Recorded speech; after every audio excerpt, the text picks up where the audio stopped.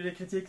Alors aujourd'hui je vais vous parler de livres dont je vous ai déjà parlé, notamment là celui-ci, L'assassinat d'Icabibet d'un certain Alper Caniguse, et donc de sa suite, plus ou moins, puisque ce sont deux enquêtes séparées, Une fleur en enfer, paru aux éditions Mirobol. Alors pourquoi je vous en parle là? D'abord parce que franchement ce sont deux bouquins absolument géniaux, et d'autre part parce que nous avons la chance de recevoir mercredi 23 septembre Alper Caniguse, l'auteur de L'assassinat d'Icabibet et d'Une fleur en enfer.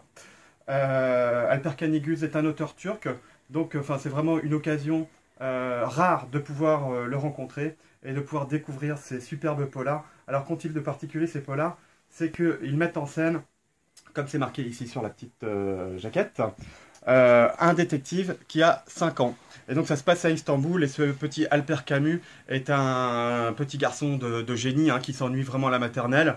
Et dans le premier opus, il doit découvrir qui est l'assassin d'un homme assassiné.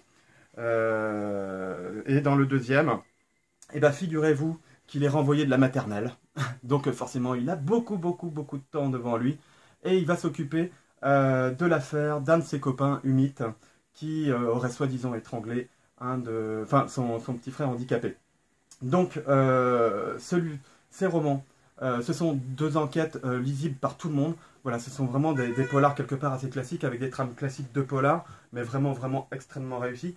Et puis surtout, c'est drôle. C'est vraiment très drôle. Ce petit garçon, génial, est vraiment très drôle, et on ne s'ennuie pas une seule seconde dans ses livres. Ce sont vraiment des page-turners, comme on dit, voilà. Faut vraiment découvrir ces romans parce ils sortent du lot. Voilà, donc venez découvrir Icabibet à la librairie mercredi prochain, et découvrir son auteur, Alper Caniguse, que nous avons l'immense honneur de recevoir. Voilà, j'espère à mercredi les critiques.